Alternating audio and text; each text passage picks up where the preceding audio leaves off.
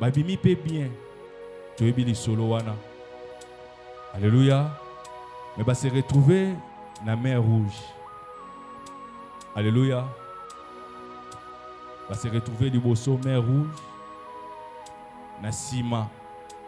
Pharaon azoya poazongisa bango na vie na bango wana ya kala. Alléluia. Na condition de vie wana o bango bande ko sepela nango esute. Mais Satana atindiki Pharaon po yazwa akanga bango azongisa bango kuna. Alléluia. Siko batali liboso mer rouge batali na sima Pharaon. Nalingi o se retrouver dans lokola bana Israël mokolo wana. Siko batali babi maloba o nzamba loba eskiza ya solo. Alléluia. Alléluia. Yo pe na poko na lelo na ebite condition de vie ni nozo mener nango. C'est vrai. Na miso na biso okoki ko sala no semblant et ça promettait. Alléluia. Oza moto. Mais nalingi mutu moko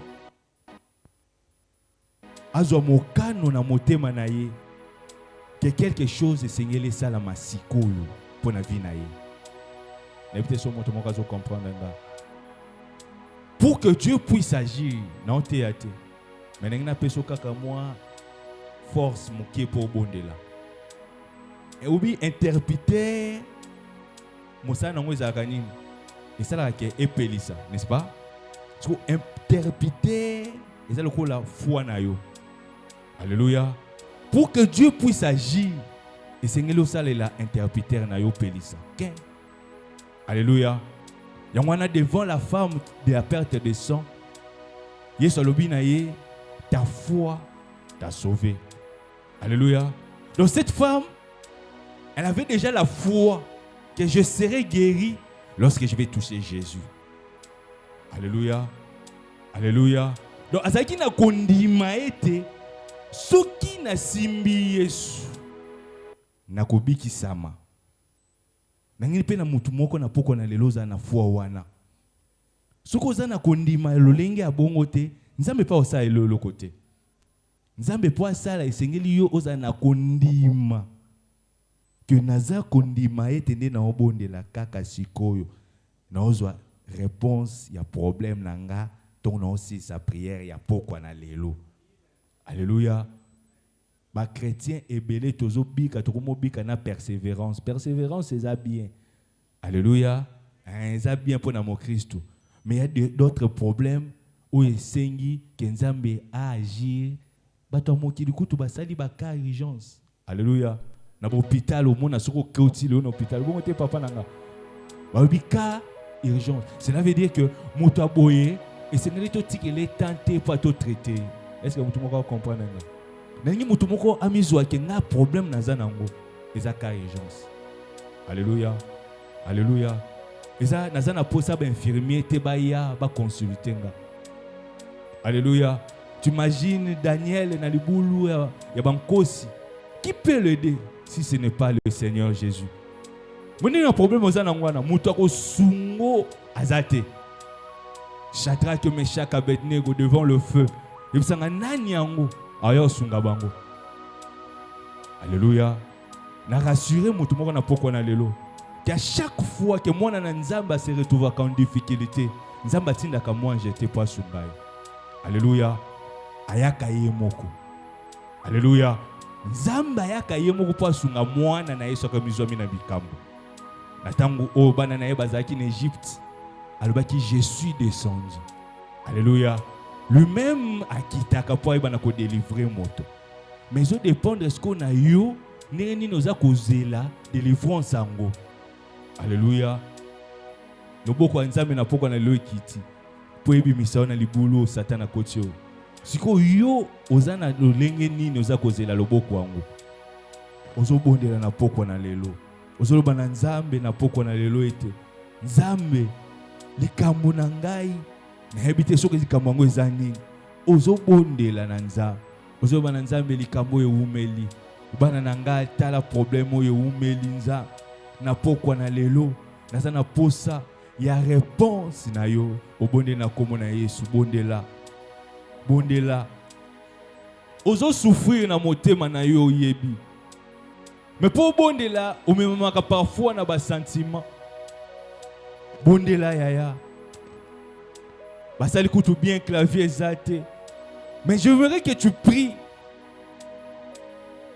yaya Marthe alobi na Yesu esili soko zalaki Yesu soko zalaki ndeko na nga Lazare alinga kufa te soki Yesu zalaki melikambo elinga koma te Yesu soko zalaki Yesu alobi nazala. Alléluia, j'aime la réponse de Jésus. Nazala te Yesu soko zalaki likambo yo Nzambe soko zalaki nanga vraiment Yesu tande bana nga ba souffrir boy Yesu na otambola na yo ya solo est-ce que Yesu ozana ngai mais likambo yo ndenge nini ezo simba te Yesu est-ce que ozana nga Martha tuni abi soko zalaki Yesu ezape maloba na ko koloba pe bongo soki Yesu ozalaki likambo elinga okoma te mais Yesu alobi na Marthe je suis la résurrection et la vie. Yesu alobi na Marthe, ne t'ai-je pas dit, si tu crois, tu verras la gloire de Dieu. Je voudrais dire à quelqu'un que la gloire de Dieu est kangami et sikamoko pour fumwama eza kondima na yo interpréter ya kembwa nzambe za foi na yo ma soeur mon frère pour que Dieu puisse se manifester. Pour que tu puisses voir la gloire de Dieu, tu dois croire qu'il est prêt pour te soutenir, t'aider, te délivrer. Yende azana makoki yakobimisa yo na libulo libote kwesi wana. Yende azana makoki yako changer histoire à vie na yo. Yende azana makoki. Bondela ma soeur. Kolana no batute oyela ki batute na kamwa batu na moment prière. Oza distraite. Na moment prière nde ba sopaka motema na ye pa nkolo. Parce que ça moment moko oyo to isolo la kana nzambe na biso. To explique ka ba problème ezo tungisa biso. To explique ka makamu tout. Bondela nanza. Lewana nzambe akota likambo na yo tela ba dossier na esika nini okoti te o expliquer nani o expliquer boye simbite okoti boye simbite okomi ko dépendre na bato bando kabela yo le la kabela au moins $10 eza bien et résoudre problème na yo ya minute wana mais lobby akabeli au $100 eza bien et résoudre le problème na yo ya minute wana kasi lobi Yesu alobi na mwasi wana samaritain alobi yo olukaka mai chaque jour mais ngai mai na kopesa yo ramanda sadebra Jésus ayebisi yo yakawa chaque jour kosenga mai ozopimelanga eloko oyo esilaka mais ngana zana makoki ya kopesa eloko esilaka te indebra kenema senema ndebra dis à Dieu de te donner une richesse oyo kosila te oyo ata bakoko na yo baobikela ngo Yesu alobi na la femme samaritaine alobi eloko yo ozoboyelanga wana esilaka mais c'est que moi je peux te donner ekoki kosila ata mokolo moko te yo ke eloko Yesu akopesa yo maman eloko Yesu akopesa yo ekosilaka te pe moto moko te akoki kobotolo yango bondela na nzambe loba na nzambe Yesu na lembi comme cette femme samaritaine elle était venue le soir pour puiser de l'eau Yesu alobi na ye pesanga mai alobi na Yesu nazana mai te bondela na nzambe sopa motema na yo epa nkolo bana nzambe ayanola yo Loba na Nzambe ayanola yo. Bondela na nza.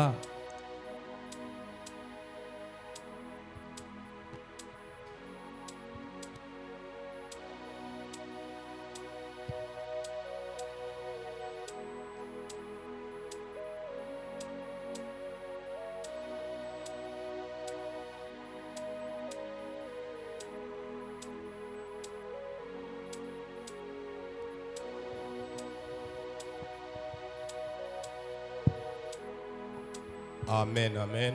Amen. Alléluia. Amen. Que Dieu vous bénisse. Nzamba pambola bino. Que Dieu vous bénisse. Nzamba pambola bino. Est-ce que tu peux dire à celui qui est à côté de toi bon appétit? Okoko yebisa moto aza pembeni na yo bolei malamu. Tu peux dire encore bon appétit. Yebisa kolia malamu. Bien-aimé, soyez vraiment tranquille dans la présence de Dieu. Zala na bokebi na présence ya Nzambe.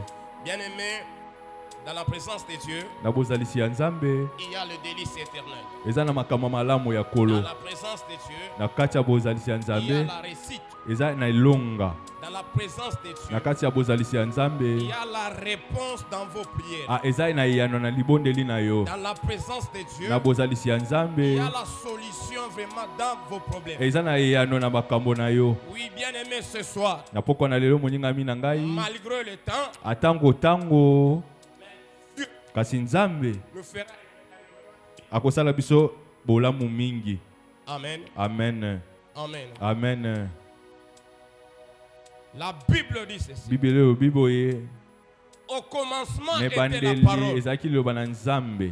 La parole était avec Dieu. Liloba ezaki na Nzambe longo. La parole était Dieu. Liloba ezalaki Nzambe ye moko. Si la parole était au commencement, Soki liloba ezalaki na ebandeli. alors toi et moi, nous étions créés à cause de cette parole. Atosalamaka na nzela liloba yango. Si on était créés à travers cette parole, Soki tosalamaki na nzela liloba yango. alors il faut que cette parole demeure en nous. Esengeli liloba yango eumela kati na biso. Si cette parole demeure en nous, Soki liloba yango eza kati na biso. automatiquement, bien aimé, tu es en train de vivre vraiment dans l'orientation de cette parole. Molimo yo okokambama na liloba yango mbala moko. Si tu es en train de vivre dans cette parole, Soki ozobika na liloba yango. tu es sécurisé de Dieu lui-même. Nzambe ye moko akobatela yo. Si tu es sécurisé de Dieu lui-même, Soki Nzambe ye moko nde azobatela yo. ta vie à toi, tes projets à toi, Dieu va les sécuriser. Makambo na yo nyonso Nzambe akoyeba na kobatela yango. Écoutez papa, écoutez maman. Yoka mama, yoka papa. Bible dit ceci. Liloba na Nzambe elobi boye. Liloba na Nzambe nde ebota nyonso toomona na mokili oyo. Ce soir, Na pokwa na lelo. je suis venu avec un petit thème. Na ye kaka na liloba moko muke. On va parler dans peu de minutes. Tokolobela ntango moke. Et puis on va prier. Pe tokoyeba na Et kobondela. puis on va prier. Pe tokoyeba na kobondela. Mon cas est urgent. Tango na likambo na nga eza ya kosala mbala moko. Mon cas est urgent. Likambo na nga esengeli basala yango mbala moko. Bien-aimé, acha nikwambie. Nazo yebisa eloko moko. Kuku mambo tu banaweza kufanya.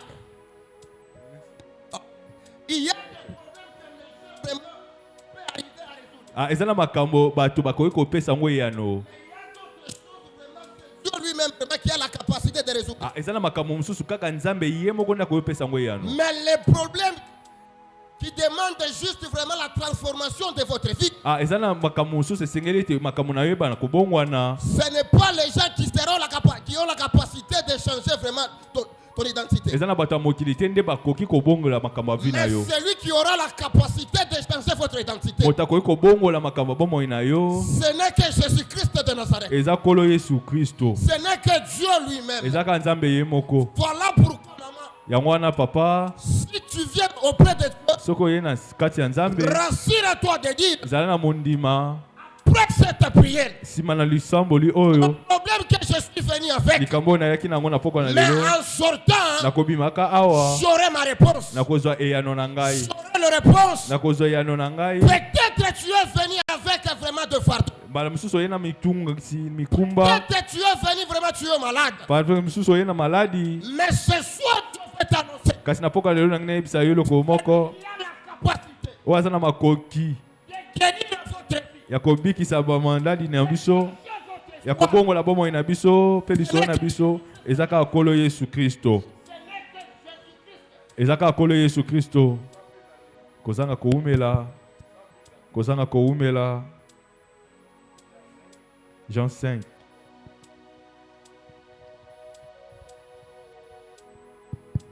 Jean 5, Jean 5 le verset 1 à 7. verset 1 à 7 Les lecteurs, motangi ya kotanga motazwango Jean 5, Jean 5 1 à 7. 1 à 7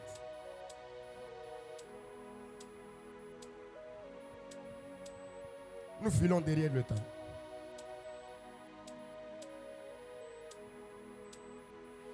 Jean 5, c'est lui qui a trouvé, il peut nous faire la lecture.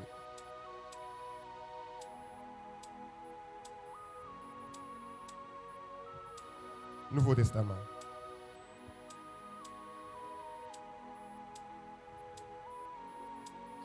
Jean 5, 1 à 7.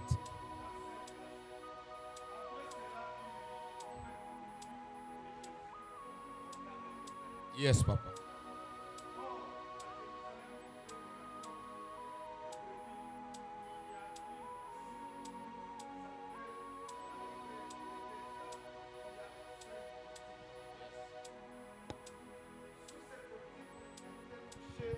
Un grand nombre de malades, des aveugles, des boités, de paralytiques qui attendaient le mouvement de l'eau. Car un ange descendait de temps à temps dans la piscine et agitait l'eau. Et celui qui descendait le premier après que l'eau avait été agitée était guéri. Quelle que fût sa maladie. Là se trouvait un homme malade depuis 38 ans. Jésus l'ayant vu coucher et sachant qu'il était malade depuis longtemps, lui dit, veux-tu être guéri? Le malade lui répondit, Seigneur, je n'ai personne pour me jeter dans la piscine quand l'eau est agitée. Et pendant que j'y vais, un autre descend avant moi. Lève-toi, lui dit Jésus, prends ton lit et marche. Aussitôt cet homme fut guéri et prit son lit et marcha. Amen. Est-ce qu'on peut acclamer pour cette toko lecture? kobetela liloba na Nzambe maboko Est-ce que tu peux acclamer encore? kobeta ngo lisusu Tu peux acclamer encore? kobeta lisusu La Bible dit ceci. Bibelo biboye C'était un jour, ezaki mokolo moko l'homme de Jésus, moto kolo Yesu l'homme de la foule. moto ya bato ebele La Bible dit, bibelobi c'était après un jour ezaki mokolo moko des fêtes des Juifs. teke ya bayude elekaki Jésus-Christ est monté. kolo Yesu azomata La Bible dit là où Jésus-Christ partait, bibelobi ete azomata il y avait un homme qui avait duré avec sa maladie. ezaki na moto moko awumelaki na maladi na ye La Bible dit cet homme avait duré au moins 38 ans. bibelobi ete awumelaki 38 ans La Bible dit cet homme, bibelobi moto oyo il était couché. alalaki Il était couché. alalaki Amen. amen Amen. amen Là où Jésus-Christ partait, wana Yesu azokende la Bible dit c'était après le fête des Juifs. bibelobi eki ezalaki nsima ya nteke ya bayuda Quand Jésus partait, ntango Yesu azokende kuna Jésus-Christ était juste pour aller vraiment apporter la guérison. Yesu akendaki nde mpo apesa lobiko kuna Jésus-Christ partait juste pour éclairer. Yesu akendaki kuna mpo apesa pole Mais la Bible dit, kasi bibili elobi en Jérusalem, kuna na Jérusalem l'homme qui était malade, moto azalaki kobela l'homme qui était vraiment sur son lit, moto azalaki vraiment alalaki na mbeto na ye la Bible dit, bibili elobi après le durée de sa maladie, ntango awumelaki ebele kuna na il maladi n'y na avait ye pas personne qui avait la force ou la capacité de changer son identité. azangaki moto akoki kosunga ye mpo abwaki kuna na mai Mais il y avait les gens qui passaient là-bas. kasi ezalaki na bato banda oleka wana ebele Maman, papa, laisse-moi te dire. tata na mama yo okanga na yebisa yo eloko La moko présence des gens sur votre vie ne peut pas changer votre identité. Ah, bato ata baza pembeni na wana bakoki kobongola makambo na yo te. Je dis ceci, la présence des gens ne peut pas changer votre identité. Nalobi lolenge bato bakoki koza pembeni na yo koki kobongola Mais lolenge na yo celui qui te. a la capacité, Kasi moto aza na makoki ce n'est que celui qui a reçu le nom qui est au-dessus de tout un nom. ezaka moto azaki kombo ya koleka kombo bato nyonso. Celui qui a reçu le nom qui est au-dessus de tout un nom. Ye azwaki kombo koleka bakombo nyonso. Je sais que ton problème que tu as Nazana nayebi ete likambo oza nango manque au moins une réponse. ezozanga nde eyano. Mais celui qui viendra vraiment te donner la réponse, Kasi moto akoya kopesa eyano na likambo na yo ce n'est que l'homme de Jésus. eza kaka Yesu. Malgré la durée de votre souffrance, Atako soki ewumelaki lolenge nini kolembate papa, akolemba te yaya. kolembate mama, Amen. kangama na Yesu. Soki lelo esimbi te, lobi ekosimba. Amen. Écoutez, Yoka. écoutez. Yoka. La Bible dit, Bible elobi boye. quand Jésus-Christ est entré, Ntango Yesu abande okota il y avait une piscine qui s'appelait à Bethesda. ezalaki na piscine moko babengaki yango Bethesda. La Bible dit qu'il y avait au moins 5 portiques. Bible elobi ezalaki na bikuke 5. Sur ces 5 portiques, Na bikuke wana mitano la Bible dit était couché une grande nombre de maladies. ababi ete batu na ebele bazalaka wana bande kobela. Mais la Bible dit, Kasi Bible elobi malgré cet nombre de maladies, atako batu bazalaki ebele bongo il n'y avait pas personne qui avait la capacité de venir changer leur identité. ezalaki na moto moko te akokaki kobongola moto Mais mutu wana. lorsque le temps de Dieu est arrivé, Kasi ntango na Nzambe ekokaki le temps de Dieu a la capacité premièrement d'influencer.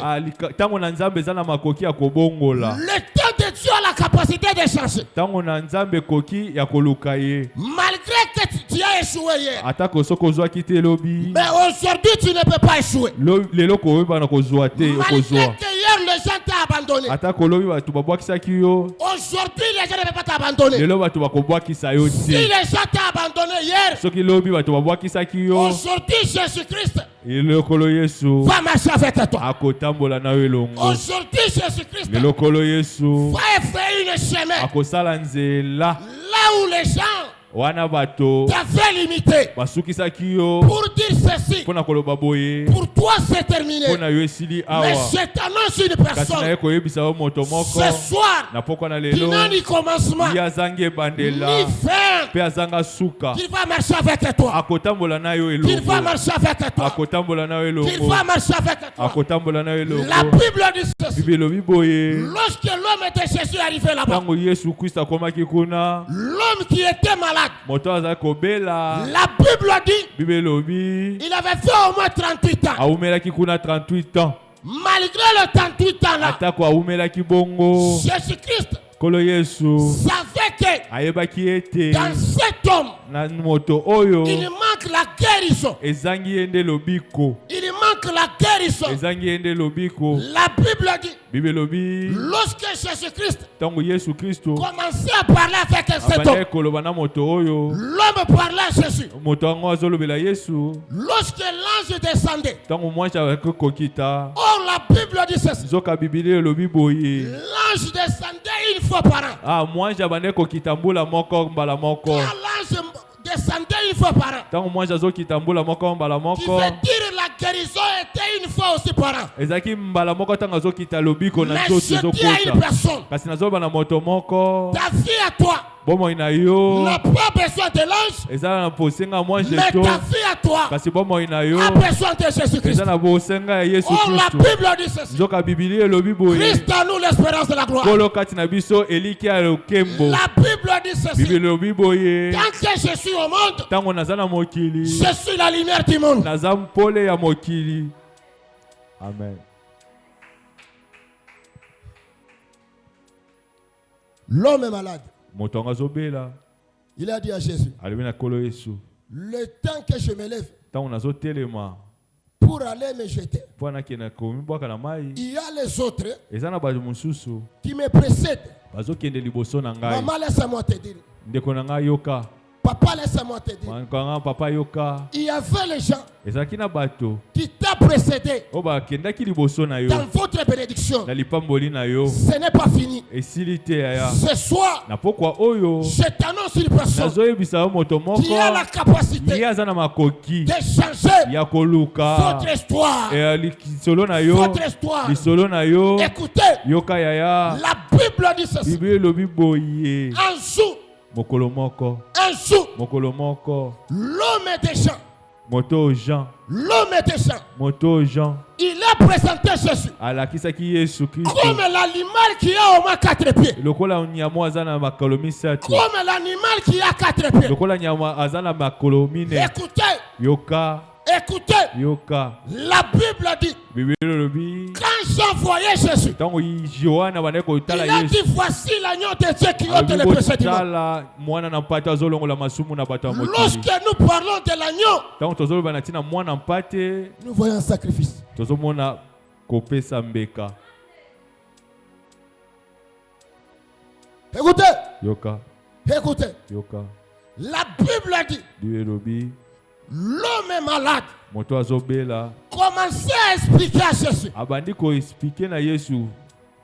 L'explication que cet homme donnait à Jésus. Ndenge azolobela Yesu likambo na ye mpo na ye. Jésus-Christ savait que Nzokande Yesu ayebaki dans cet homme, na kati na moto oyo il manque premièrement la foi. ezangi ye nde kondima. Oh, la Bible dit ceci. Nzokande liloba na Nzambe elobi boye. La foi vient de ce qu'on entend. Kondima eyaka nde na oyo Et ce qu'on tozoyoka. entend vient de la parole de Oyo Dieu. tozoyoka ezowuta na liloba na Nzambe. Bien-aimé, tu ne peux pas écouter la parole de Dieu Okoki koyoka liloba na Nzambe si te en toi il n'y a pas la foi. soki kati na yo kondima eza nano Oh, la te. foi est une ferme assurance. Nzokande kondima eza elikia ya Il y a des kati. choses on espère. Eloko moko tozotia Mais on ne voit elikia pas avec les kasi yeux. tozomona ngo na miso ya bomoto te. Je sais que dans ton cœur, Nayebi ete na motema na nga il y a un play. eza na kimia moko na Il y a un kati. play. Eza na kimia kati Mais moko. celui qui a la capacité Moto oyo aza na makoki de bander votre play, ya kokausa pota ce na yo n'est que wana l'homme de Jésus. eza kaka moto wana Ce Yesu. n'est que l'homme de Eza Jésus. kaka moto wana Yesu. Voilà pourquoi, Yango wana tala même si atako tu es en train de traverser ozolekisa batango des moments difficiles, batango moko ya pasi ya des minyoko moments difficiles, batango moko ya pasi ya minyoko ayez la foi, zala na kondima ayez la foi zala na kondima de dire ceci. ke na pokwa Si devant moi, soki liboso na nga il y avait des montagnes, ezalaki na bangomba il y avait des collines, ezalaki na banzete mais etelemelinga lorsque je m'appuie sur la foi, kasi soki natie kondima la foi a la capacité kondima d'enlever eza des na montagnes qui étaient makoki ya devant toi. kolongola makambo nyonso eza liboso na yo wana.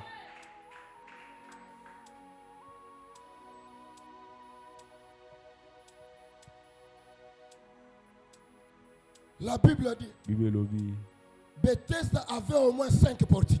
Bethesda ezalaki na bikuke 5 Avait 5 portiques. ezalaki na bikuke 5 Or, selon plusieurs prédicateurs, nzoka batei mingi ils nous prêchent que balobaka na biso boye le 5 portiques de Bethesda, baporte wana ya Bethesda c'était les 5 ministères ezalaki bantomo que Jésus-Christ marchait avec. oyo kolo yesa bande kotambola Bien aimé, nango. la présence de Jésus lui-même qui était là-bas. bozalisi ya Nzambe yango moko ezalaki wana na ye. Écoutez, je vais ouvrir un petit parenthèse. Nazofungola mwa nzela moko moke Le 5 portiques qui étaient vraiment devant Bethesda, boyikoki wana sambo oyo bande kolakisa c'était le 5 livres de Moïse. ezalaki les 5 livres ya Moïse.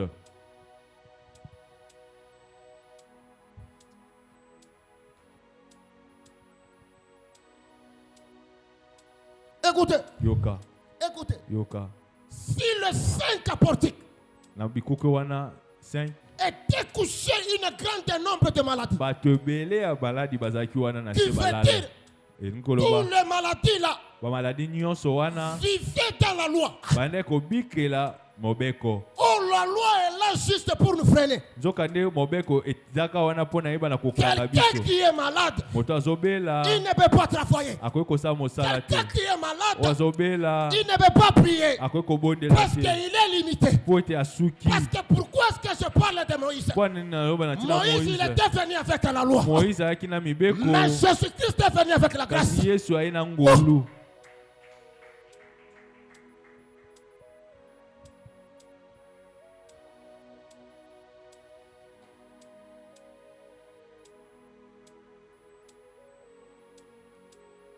La Bible dit, Bible lobi l'homme est malade. moto azobela. L'homme est malade. Moto azobela. Regardez Jésus. Atali kolo Yesu. Après savoir l'explication, Tango aibi na kopesa kolo Yesu makambo. Jean a présenté Jésus comme l'agneau. Nzokande Yohana akisaki Yesu lokola mwana L'agneau qui a pati. 4 pattes. Lokola mwana pati azala makao mine. Or Jésus-Christ, Nzoka kolo Yesu. il est le véritable agneau. Yende mwana pati solo. Jésus-Christ, Kolo Yesu. il est un homme qui a 4 sens. Ye azana makolo mine. Or sur Jésus-Christ, Kolo Yesu. c'est la parole. Ezali loba na Nzambe. C'est la parole. Ezali loba na Nzambe. Or un véritable parole Nzokande loba ya solo. doit être prêché Esengele te ama en connaissance, na koyebi en doctrine, na makala. en révélation, Na emoniseli. ainsi qu'en prophétie. Pe na lisakoli.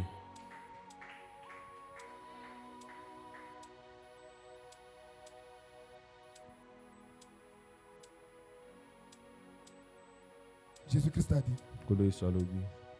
prends ton lit et marche. Zwa mbeto na yo pe tambola. Prends ton lit et marche. Zwa mbeto na yo pe tambola. Malgré le 38 ans, Ata kwa umelaki tango ebele. je suis venu annoncer une personne. Na ye koyebisa moto moko. Toute identité que les gens t'ont donnée. Eloko nyonso bato bande kopesa yo wana. Mais ce soir, devant Dieu, ton cas vraiment est urgent. Ah, na pokwa na lelo likambo na yo ebongwani. Or, 38 est composé de 2 chiffres. Ah, nzoka 38 wana pona basala ngo ezana ba chiffre misatu tolo mibale tolo. 38 est composé de 3 et de 8. Ah, ikoma maka 3 na 8 pono koma 38. Par là, au moins, frère Lotis va me comprendre. Ah, na nzela wana tobi ndeko lotisa koyeba kososola biso. Yes, par là, Esaïe me rappelle, me dit. Ah, soki totangi Esaïa kolobela biso. Esaïe me dit ceci. Esaïa kolobela biso boye. Jérémie à la loi et au témoignage. Anatie na mobeko pe na matatoli. Non, Jérémie à la loi et au témoignage. Jérémie na mobeko pe na matatoli. Si on ne parle pas ainsi, Soki balobi na tina boyete. il n'y aura pas l'aurore à ce peuple. Eza esengo na libota Par là, oyo. j'ai compris une chose. Nzongo na zo soso la makambo yo. Ni t'étais la présence de Jésus. Ezangi kozangisa bozalisi ya Nzambe. L'homme est malade. Moto azobela. Pouvait toujours demeurer Akokaka koumela. dans cette situation. Na kobela na ye wana. Écoutez, Yoka. ta situation à toi, Yokambo na yo ton wana. problème à toi, Yokambo na yo wana. devant Dieu, De boso na est petit. Nzambe. Eza mokie. est petit, Eza mokie. est petit. Eza mokie. La Bible dit, Bible lobi. les 38 ans, 38 c'est 3 plus 8. Eza 3 na 8. 3 plus 8 est égal à 3 11. na 8. Or, 11 est composé de 2 chiffres. Ah, nzoka pono koma 11, il faut koma kaka makambo mibale. 1 plus 1 est égal à 2. Okomi 1 plus 1 égale à 2. Alléluia. Amen. Alléluia. Amen. Écoutez, Yoka. écoutez. Yoka. L'homme est malade. Moto azobela. Lorsqu'il s'est rencontré avec la présence de Jésus, Tonga kuta na bozalisi ya Nzambe. sur lui, il y avait une loi qui pesait. Ezaki kati na ye na mobeko moko ebande koumela Mais likolo na ye. celui qui s'appelle grâce, Kasi moto abengami ngolu il est à Paris. abimi La présence de Dieu kozalisa manzambe ya makambo va ya kala. libérer une captivité d'une personne ce soir. Ebimisa moto moko na bozalisi na ye. La présence de Dieu Bozalisi ya Nzambe va changer une personne ce soir. ekobongola motu moko na pokwa lelo. La présence de Jésus Bozalisi ya Nzambe va te présenter dans le monde des esprits. ekoyeba na kotalisa yo na mokili ya mokili ya La milimo. présence de Jésus Bozalisi ya Nzambe va t'amener vraiment à l'aide de la foi. ekosala ete okende liboso. La Bible dit, Bible lobi après Jésus-Christ a parlé, ntango Yesu Kristo abimi l'homme est malade. moto azobela Il a pris la décision azwi mokano de dire ceci. ya koyebela Yesu. Je suis devant celui qui s'appelle grâce. Naza na moto babengi ye ngolu. Je suis celui qui s'appelle Jésus. Ah, naza na liboso ya moto babengaka ye azali. Devant Jésus, Liboso na Yesu il y a toujours le présent. ah, aza kaka ndenge azalaka wana ntango nyonso aza.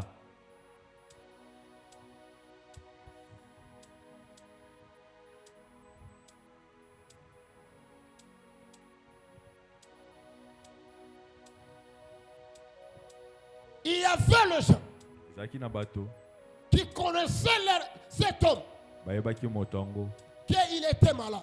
ke azakobela Mais la présence de Jésus kasi bozalisi ya Nzambe avait changé l'identité de cet homme qui était malade. esala ete moto ya moto yango ayeba na kobongwana. Maman kobanga te. Amen. Papa kobanga te. Projet osana yango. Yeba que Nzambe azana makanisi vraiment ya kosala. Écoutez, je suis en train de dire à une personne. Nazoba na moto moko. Toi, tu es en train de te limiter. Yo moto zako yo bete Ne suki. te limite pas devant Jésus. Teke esili po Ne nanga. te limite pas devant Jésus. Teke esili po nanga. Parce que Jésus-Christ, Po ete kolo Yesu. il est la grâce devant toi. Azana ngolu liboso na yo. Jésus-Christ, Kolo Yesu. il est la lumière dans votre vie. Aza pole na bomo ina yo. Jésus-Christ Kolo Yesu. va éclairer votre problème. Akoyeba na kopesa makambo na solution. Kolo Yesu. Va changer votre histoire. Akobongola makambo na yo. Jésus-Christ Kolo Yesu. va élever votre santé. Akobongola bomo ina yo. Jésus-Christ Kolo Yesu. va changer le démarche de votre vie. Akoyeba na kobongola bomo ina yo. Mon cas est urgent.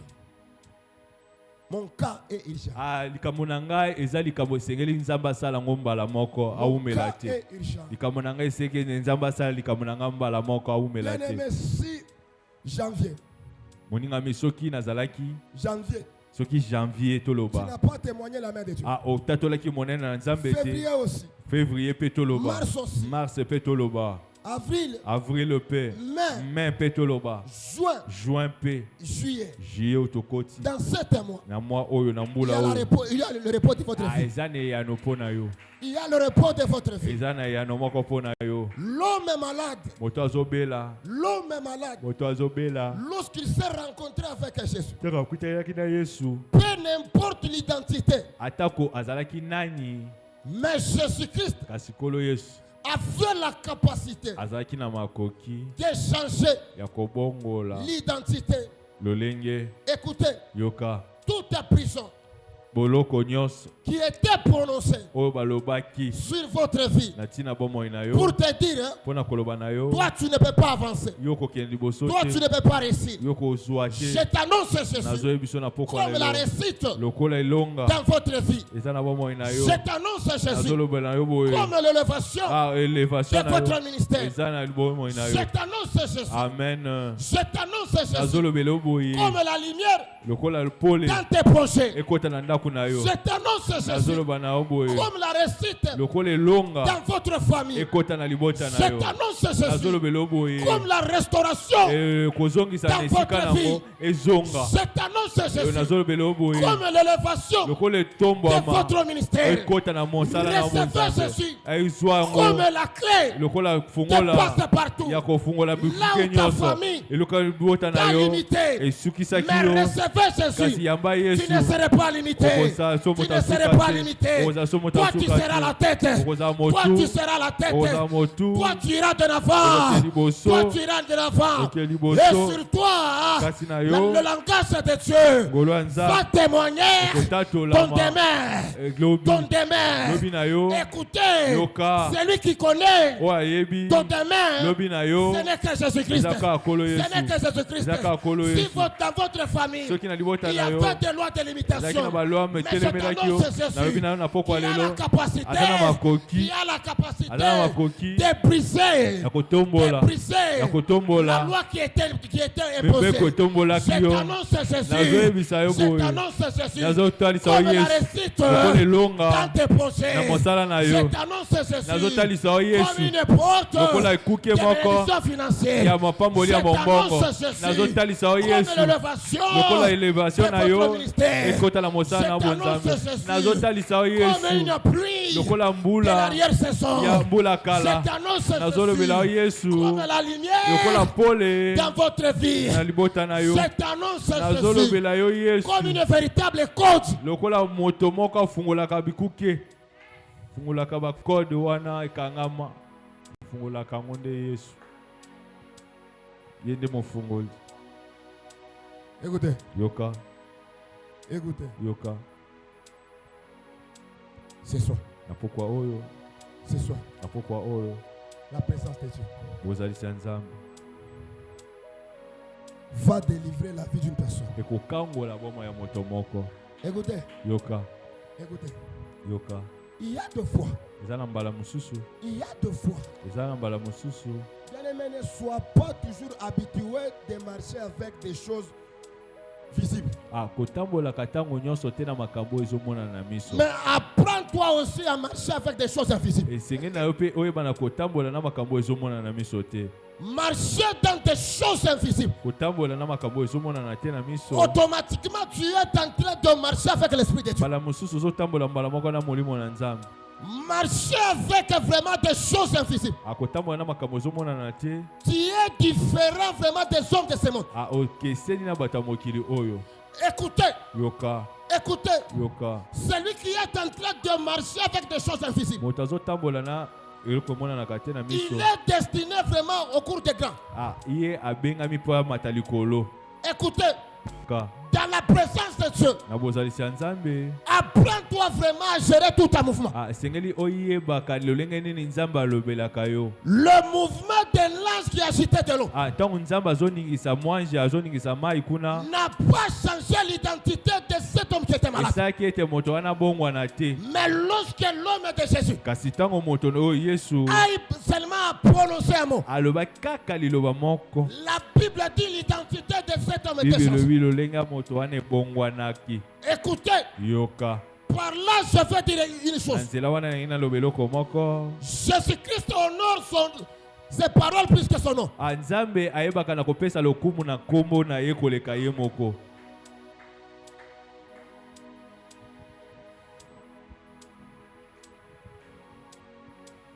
Écoutez, yoka écoutez, yoka écoutez. yoka Jésus-Christ kolo yesu honore ses paroles plus que son nom. ayebaka na kopesa lokumu na maloba na ye koleka ta nkombo na ye Parce que si c'était son nom, mpo ete soki ezalaki nkombo na ye l'homme qui était malade moto oyo azalaki kobela ne veut pas recevoir sa guérison. akokaki kozwa lobiko na ye te Il fallait juste une parole. Il fallait juste des paroles. esengelaki ye aloba La Bible dit, bible elobi la parole de Dieu, maloba ya nzambe c'est comme une lumière eza lokola pole qui éclaire nos sentiers. ezongengisa banzela na J'ai yo dit à une personne, nazoyebisa moto moko ce soir, toi, tu étais blessé.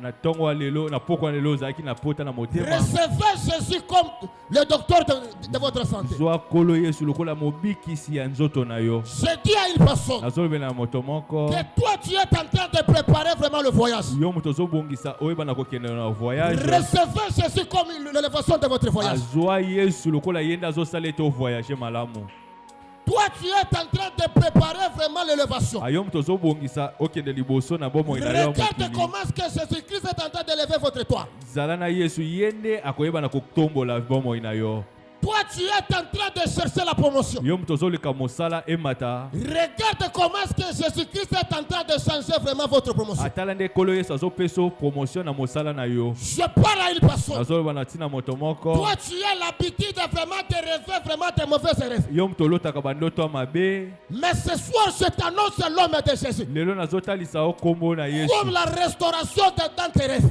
kolo yesu azongisela yo bandoto no ya malamu Écoutez, yoka il y a une porte qui était fermée il y a longtemps. ezalaki na ekuke moko ekangamaka Mais kala cette porte, c'était le porte de finances.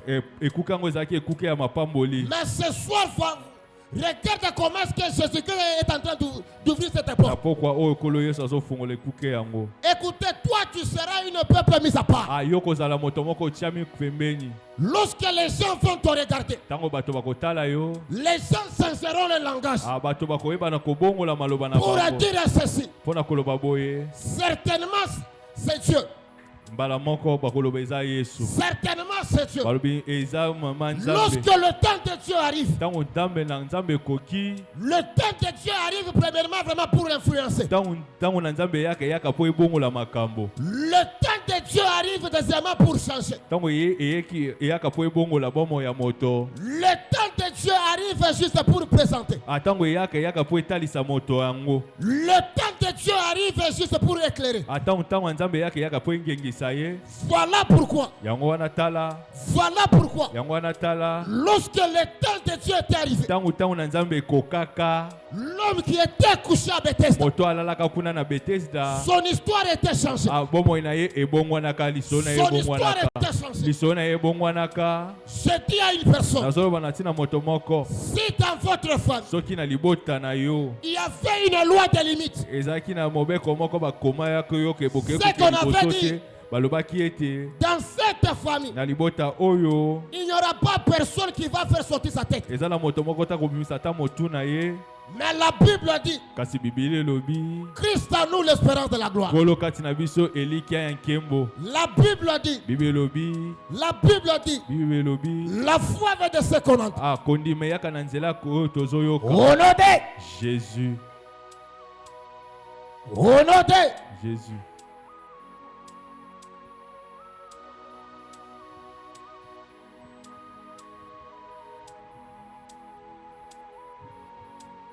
Il y a une personne. Eza na moto moko Son esprit est agité dans cette salle. molimo na ye ezomemama ngambo na ngambo na kati ya eklezia awa. Écoutez, Yoka laisse-toi libre. tika ete ozala na liberté, Laisse-toi libre. tika ete ozala na somi. Parce qu'il y a une délivrance sur votre vie. Eza na likangola moko mpona bomoi na yo na pokwa Oui, il y a oyo. une délivrance sur votre vie. Eza na likangoli moko mpona yo na pokwa oyo. Écoutez, Yoka je suis en train de voir nazomona un homme. moto moko Son esprit n'est pas ici. molimo na ye eza awa te. Écoutez, Yoka ce soir, na pokwa oyo le Dieu des esprits des prophètes nzambe ya elimu ya basakoli va te faire grâce. akosala ngolu, Va te faire grâce. akosala ngolu. Écoutez, Yoka écoutez. Toi, tu es en train de penser des pensées négatives. yo moto ozokanisa makanisi ya mabe. Rassure-toi que ce soir, Ndimisama ete na pokwa oyo je t'annonce celui qui a la capacité de changer. nazolobela yo moto moko aza na makoki ya kobongola. Papa, toi, tu es à la porte, tu peux avancer. Moto aza na ekuke kuna aya liboso.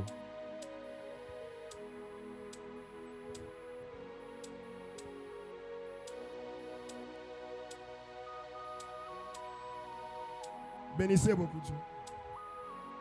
Pambolaka mingi nzambe. Bénissez beaucoup Dieu. Pambolaka mingi nzambe.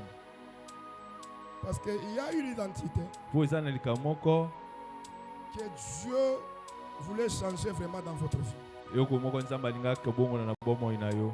Mais je suis en train de voir vraiment des résistances vraiment derrière toi. Kasi nazomona kotelemela moko na nsima na yo. Et cette résistance, je suis en train de voir. Pe kotelemela oyo nazomona na nsima na yo wana. Je suis en train vraiment de sentir vraiment des décisions que tu as déjà vraiment à y vraiment prendre. Nazomona ozwi mikano moko na motema na yo wana, mikano wana esengeli na yo osala yango. Je suis en train de voir une dimension de la colère en vous. Nazomona omatisi kanda moko makasi kati na yo. Mais ce soir, je t'annonce vraiment celui qui a la capacité de vaincre vraiment tout esprit. Kasi C'était. na pokwa oyo nazolobela yo moto moko aza na makoki ya kolonga milimo nyonso na pokwa oyo. Et quand je parle de ça, Ntango nazoloba na ntina likambo yango, je suis en train de voir vraiment, on est en train vraiment de changer vraiment votre identité. nazomona bazobongola lolenge na yo ya kala, bazokomisa moto mosusu. Dans peu de temps, Na mikolo oyo ezoya kala mingi tiawa, je vois Dieu renouveler vraiment une vie nouvelle vraiment sur votre vie. nazomona nzambe kozongisela yo bomo ya kala oyo ebaki na kobungisa. Mais l'une des choses les plus importantes, Eloko ya motu ya koleka makambo nyonso nazoloba na yo, pas doser d'abord dans makambo vraiment makanda. kitisa kanda. Yes. Maîtrise de soi. Yes. Dis-toi là, papa. Et puis je suis en train de sentir. Pe nazoyoka. Tu pouvais commencer vraiment de prendre des décisions vraiment brutes comme ça. Okoka kozwa mikano na mbala moko, ozo raisonner atati. Na poisa ozo résume mokano, ozo eloko okosala. Mais ce soir, kasi na pokwa oyo Je t'annonce celui qui a la capacité de changer votre vie. azolobela yo moto aza na makoki ya kobongola. Ce n'est que l'homme de Jésus. Kolo Yesu, Ce n'est que l'homme de Jésus. Kolo Yesu, Écoutez, yoka, écoutez. yoka. Je voyais vraiment, tu étais vraiment en train de penser vraiment pour une personne. Nazomona obandaki kokanisela moto moko boye moko wana likambo. Mais je suis en train de voir la miséricorde de Dieu vraiment tomber sur vous. Kasi nazomona mwa na Nzambe kokoya likolo na yo. Est-ce qu'on peut acclamer pour Jésus? Tokoki kobetela Nzambe. Est-ce qu'on peut acclamer encore pour Jésus? Tokobetela su maboko. Acclame bien pour Jésus. Betela maboko, beta maboko bien. Amen. Acclame bien pour Jésus. Tobetela su kolo maboko. Papa, que Dieu vous bénisse. Kolo apambola yo. Que Dieu vous bénisse. Nzambe apambola yo. Mon cas est différent. Likamonanga ekeseni. Mon cas est différent. Likamonanga ekeseni. Lorsque mon cas à moi est différent, Lokola likamonanga ekeseni na bato mosusu, ton cas aussi likamona yo pe est différent. eza lolenge mosusu. Amen. Amen. Amen. Amen. Moi qui vous prêche, Nga na oteya o, j'ai aussi vraiment un cas. naza pe na likambo moko, Toi aussi, yo pe lokola tu as aussi un cas. oza pe na likambo moko. Voilà pourquoi, Yango wana tina dans la présence de Dieu, na bozalisi ya Nzambe, il ne faut pas rester muet. esengeli na biso te tokanga minoko. Dans la présence de Dieu, Na bozalisi ya Nzambe, il faut t'exprimer. esengeli ofungola monoko na yo. C'est auprès de Dieu Eza na nzela ya Nzambe qu'on parvient vraiment à réussir notre solution. nde tozwaka makambo na biso epesaka biso eyano. Que Dieu bénisse sa parole. Nzambe apambola liloba na ye. Que Dieu bénisse sa Nzambe parole. apambola liloba na ye. Honoté. Honoté. Bien-aimé, tiens-toi debout. On va prier au moins 2 requêtes et puis je vais laisser le temps. Première requête. Première requête. Eloko liboso tozosambela, Tu vas d'abord remercier Dieu okotonda nanu Nzambe pour dire merci à Dieu mpona kolopesa matondo parce que tu as écouté cette parole. mpo oyoki liloba oyo. Je sais que cette parole, Nayebi ete liloba oyo c'est une semence. eza mbokona, C'est une semence. eza nkona. Cette semence Nkona yango va être germée ekoyeba na kobota dans mboma ton cœur. na motema na yo. Voilà pourquoi Yango wana tala tu vas être le premier okozala moto ya liboso à remercier Dieu. na kopesa Nzambe Est-ce que tu matondo. peux prier et lever ta voix là où tu es? Prie, prie, prie, prie dans le nom de Jésus-Christ. Pesa Nzambe wana matondo.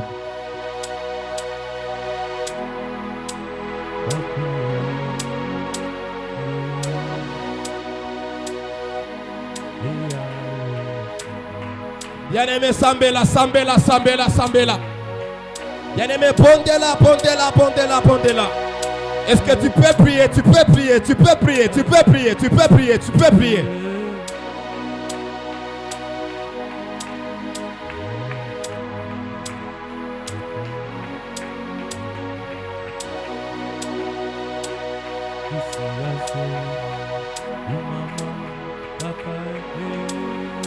Élève ta voix, maman, élève ta voix, papa.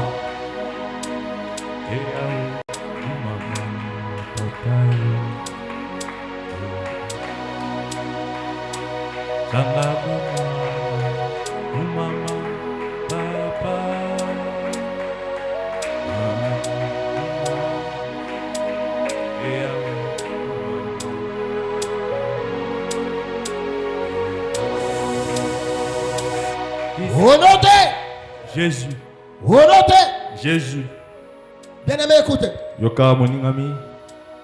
Tu vois maintenant recommander ton cas, ton problème, tes projets. Salika mona yo sikoyo. Amen. Amen. Amen. Amen. Amen. Amen. Quand je parle des projets, Tango nazoloba na tango ya likambo. je suis en train de voir une personne vraiment à l'aéroport. Nazomona moto moko na pepo. Et l'homme, celui que je vois à l'aéroport, Moto nazomona na pepo. Dieu me dit ceci. Nzambe azoba ngabo na tina na Ce ye. soir, Na pokwa oyo parmi nous, kati na biso il y a une personne eza na moto moko que Dieu oyo Nzambe vient de restaurer un voyage. Appréciez mon peuple, on a eu un Viens voyage. de restaurer une voyage. Amen. Appréciez voyage. Je ne sais pas si c'est toi. Na habité sur que ça yo. Je ne sais pas si c'est l'autre. Na habité sur que ça. Mais ce que moi je vais te dire, On a zoé psa on a pourquoi aller. recommande d'abord tes projets entre les mains de Dieu. Zongi sana no makamona. Est-ce que tu peux prier, élève ta voix, prie dans le nom de Jésus. Bondela.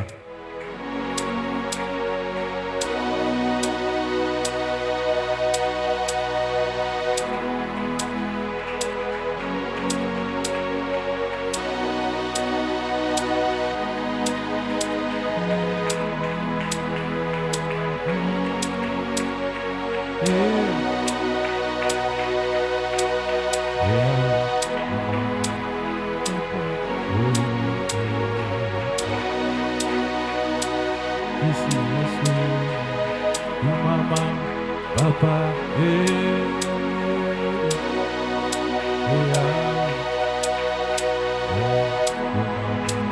papa, ukisi la soni, kumama, papa, j'ai des bras, c'est aimé, c'est des bras, kumama. Bien-aimé, prie. Oh, prie bien. Osana. Oh Yahweh, kumama, papa, Uyeli o awa, kumama, papa,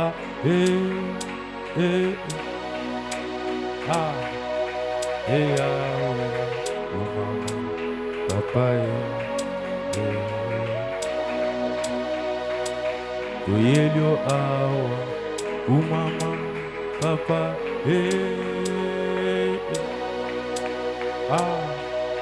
Yahweh, kumama, papa, Yokisi ya soni, kumama, papa,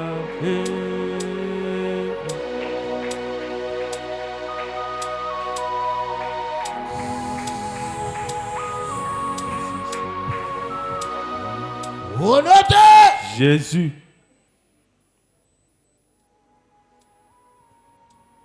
Bien-aimé, je suis en train de sentir des acclamations. Nazoyoka kobeta maboko mingi. Oui, je suis en train de sentir des Nazoyoka acclamations. kobeta maboko. Je suis en train de sentir vraiment des cris de joie. Nazoyoka koganga makasi. Il y a une personne que ce soir Dieu vient vraiment d'accorder une victoire. Amen. Zala moto moto Il y a nzamba une pesi personne elonga. que ce soir Dieu vient d'accorder la guérison. Nzamba pesi elobiko na nzoto. Il y a une personne que Dieu vient d'accorder la délivrance. Nzamba pe kopesi kokangolama. Il y a une personne que Dieu vient de donner la référence. Nzamba pesi yo esika na yo ya koyebana. Je suis en train de voir une voix nouvelle qui va s'ouvrir dans Nazomona une vie de mopepe personne. asika ezokota na bomoi na yo yaya. Je suis en train de voir une nouvelle saison. Nazomona mbula ya sika kokota. Et quand je parle de cette nouvelle saison, Tango nazoloba na tina makambo ya sika ngo. je suis en train de voir comment est-ce qu'on est en train vraiment de détruire vraiment des limites. Nazomona ndenge nini nzamba zolongola ba limite Je batiela suis vina en yo. train de voir vraiment une limite qui est en train d'être tombée. Nazomona ete ba limite batiela yo Et zokweya. l'esprit de Dieu me dit ceci. Pe molimo na nzambe zoloba na Il y ngaboye. avait une maman au milieu de nous. Ezaki na mama moko kati na biso. Et je vois le Dieu de grâce Namoni nzamba ngolu. vient de délivrer vraiment sa vie. Audi kukangola bomoi na ye. Peut-être c'est toi. Mala mosusu eza yo. Ce soir, Jésus-Christ, vraiment, il est le docteur de votre santé. Lelo nzamba akiti po akangola yo. Ce soir, Jésus-Christ est votre élévation. Lelo nzambe aza botombwami na yo. Jésus-Christ te béni au Nzamba nom de Jésus. pambola yo na kombo na Yesu.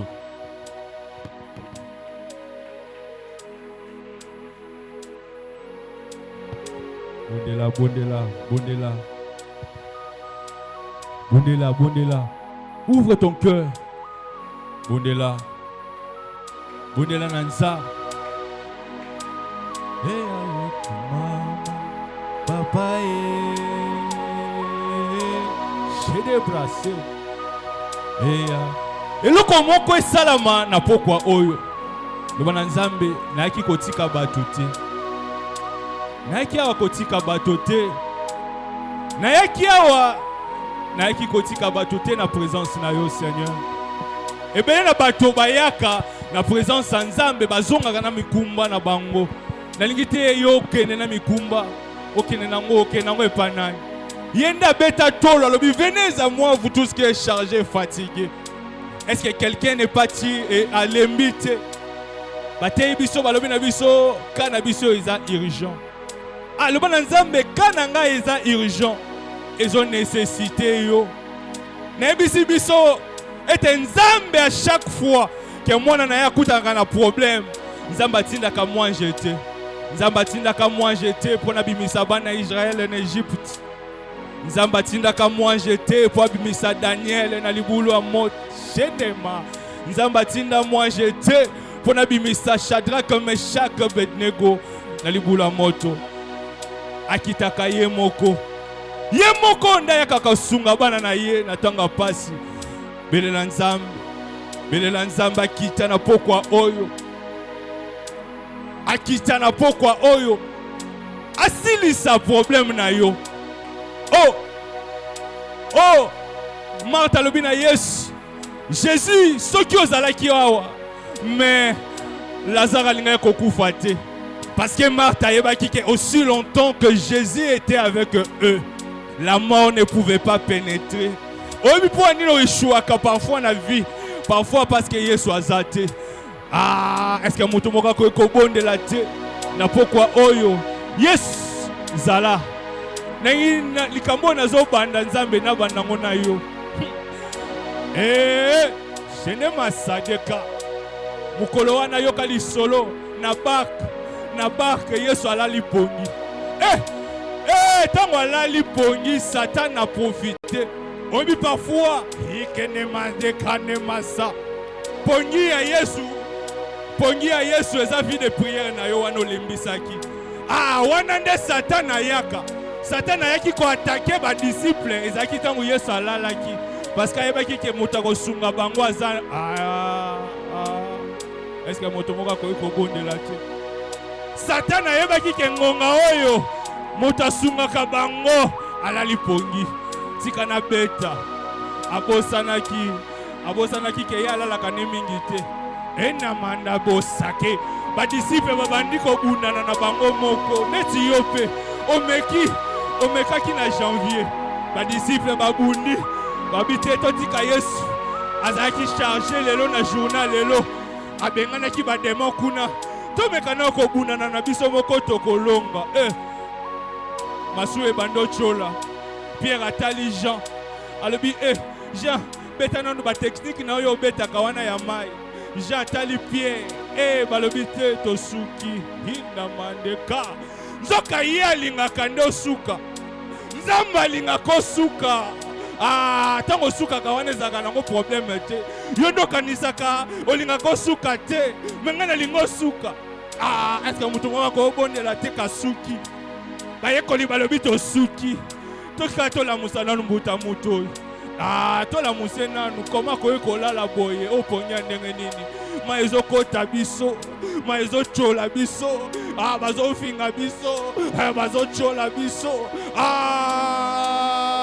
Yesu alali pongi ndenge nayebisa yo yaya yo soko olamusi Yesu te mutu akolamuselo Yesu aza te anemaneba mutu akolamuselo Yesu aza te yo moko nde lamusa ye lelo est-ce que mutu moko akolamusa Yesu te naza na besoin mutu moko alamusa Yesu ko Yesu alala pongi ndenge nini yo zobonga te na vie Yesu alala pongi ndenge nini yo bana no baotanga te Yesu alala ndenge nini oza na ndako kovanda te Yesu alala pongi ndenge nini alala pongi ndenge nini yo libala eza te alala pongi ndenge nini yo makambo ezosimba te alala pongi ndenge nini lamusa ye ko lamusa Yesu bayekoli balobi te tolamusa ye tolamuse nanu tolamuse nanu alali ndenge nini koma kolala balamusa mbuta mutu oyo Yesu alamuki na kamwa Yesu là s'est précipité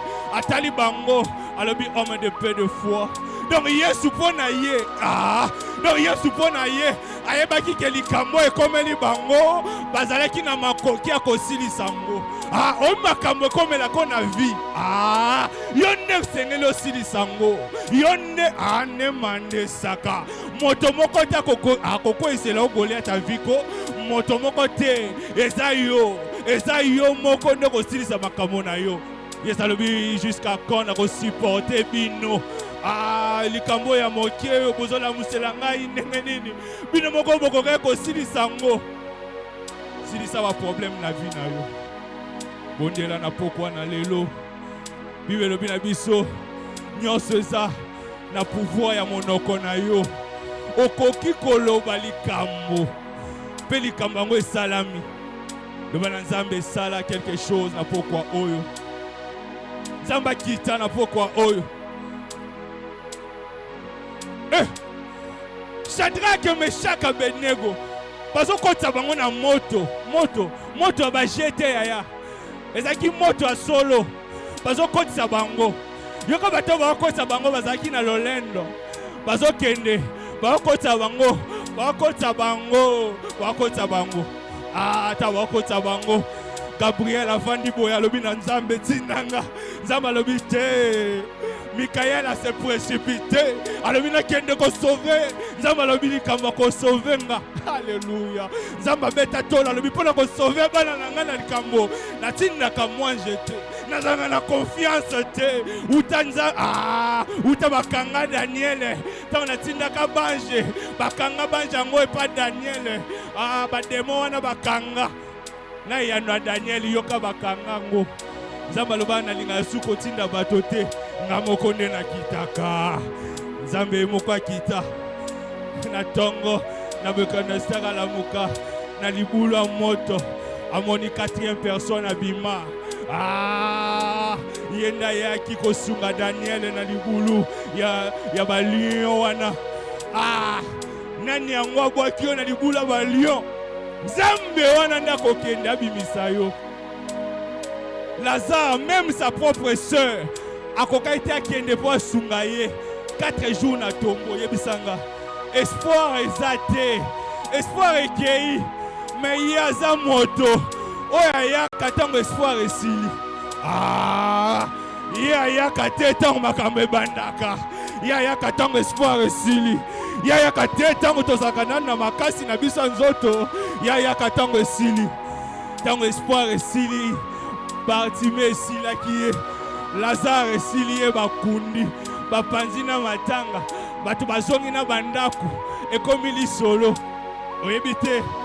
Mutu wana banda ekolia na Jésus. Mabeli Yesu ayete. Ne batonga kayo. Yo kansi oyo za mutu libosa kota.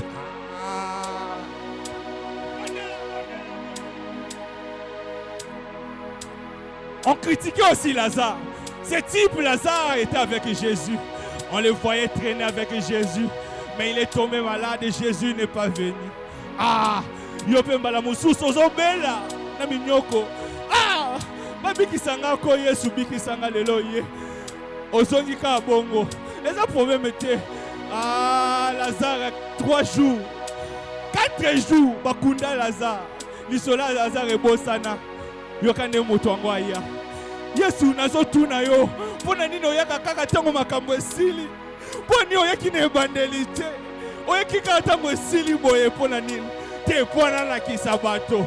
Kengane nazana liloba suka na bomo ya bato. Yenda zana liloba suka na bomo ina yo ya. Yango na invité lelo na pokwa lelo. Aya na vina yo. Akota na vina yo. Avanda na vina yo. Akamba vina yo. Bondela. Kotala kutungonga te bondela na Nzambe nazobenga yo. Yesu oyaka kaka na tango likambo esili boye pona nini. Batu bakei. Yesu alobi bokundaki ye wapi. Où l'avez-vous mis? Nazoba na moto moko. Batiaki bolamu no wapi. Où l'avez-vous mis?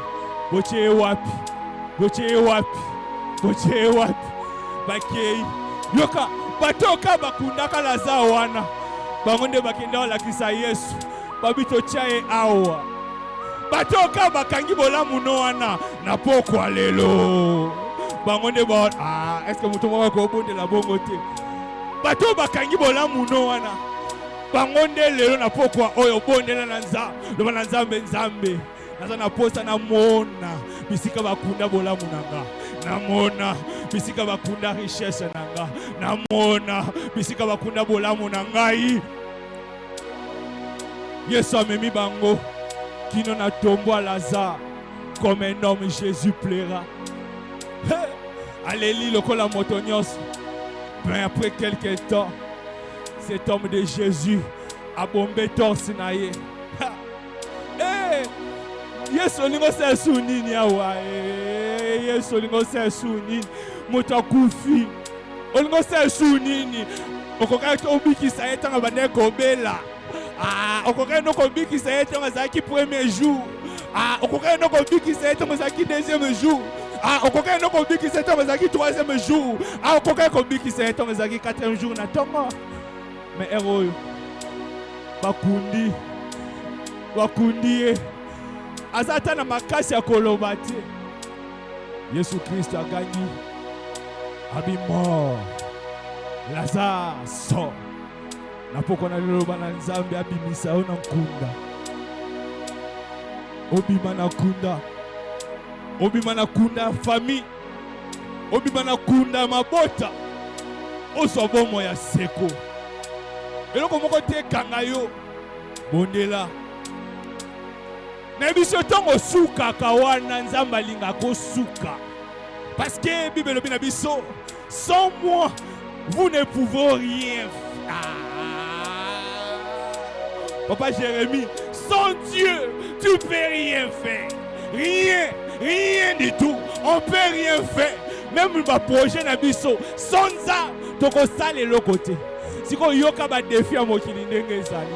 Bando kalibota na obalingi to yobala. Bando kalibota na obalingi to bonga. Bando kalibota na obalingi to tonga ndaku. Siko nzambe alobi, sans moi tu peux rien faire. Est-ce que tu peux pas associer Dieu ce soir? Prie. Dieu à Dieu. Azala favorable, azala miséricorde. Au nom de Jésus. Au nom de Jésus. Au nom de Jésus. Merci Seigneur.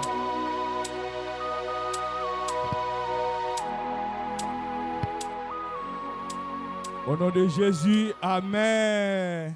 Obete le kolo maboko. Tofani na komo na Yesu. Alléluia. Esengo ezali. Le clavier ça te toyembika boye. Alléluia. Alléluia. Bwana kana voix na ngoko makelele. Alléluia. Donc, betela na kolo sur maboko ko. Alléluia. Alléluia. Alléluia. Nzambe ba mesanaka na ete. Alléluia. Nzambe asalaka makambo lolenge alingi. Alléluia. Ngakutu na ndimeku uteke culte aleloko lekabu. Ngape na iki na prier. Alléluia. Mais nakuta ni na occasion. Alléluia. Na profiter. Et ça boete. Betela kolo maboko. Nengina lelo bela mutu moko na poko na lelo. Nzamba pesi oyo ko koluka. Mutu moko comprendre ngate na bandeli. Na lobi boy na bandeli. Mutu oya yaki awa na posa eloko moko déterminé. Nzamba yobi na nga pesi yango. Te na yoki bien te maboko na yozo convaincre.